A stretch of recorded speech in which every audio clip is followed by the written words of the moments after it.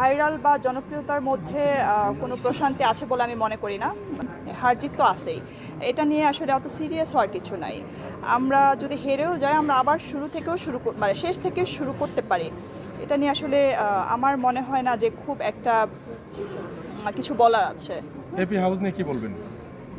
AP হাউসকে আমি অবশ্যই thanks জানাবো, এটা আমার জন্য খুবই এক্সাইটেড একটা বিষয়।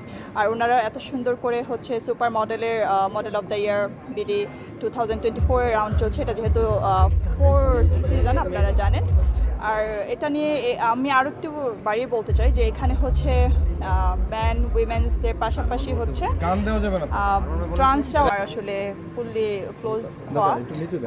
ক্লোজ হয়ে আমি যেটা বুঝতে পেরেছি তারাও আমাদের প্রতি খুব আন্তরিক, তারা খুবই ভালো, তাদের আসলে ভয় পাওয়ার কিছু নাই।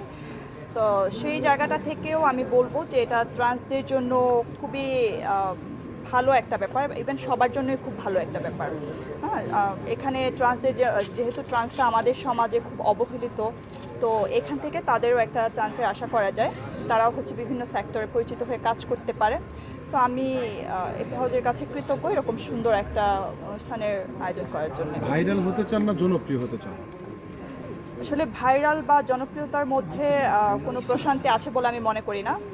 আসলে মানুষের মধ্যে ছড়িয়ে যাওয়া, তাদের জন্য কিছু করতে পারা, ইভেন সেটা জানাইতেই হবে এমন কোনো বিষয় নাই। এটা আমি নিজে যদি করি, কেউ যদি নাও জানে, সেটাই আমার কাছে আনন্দের।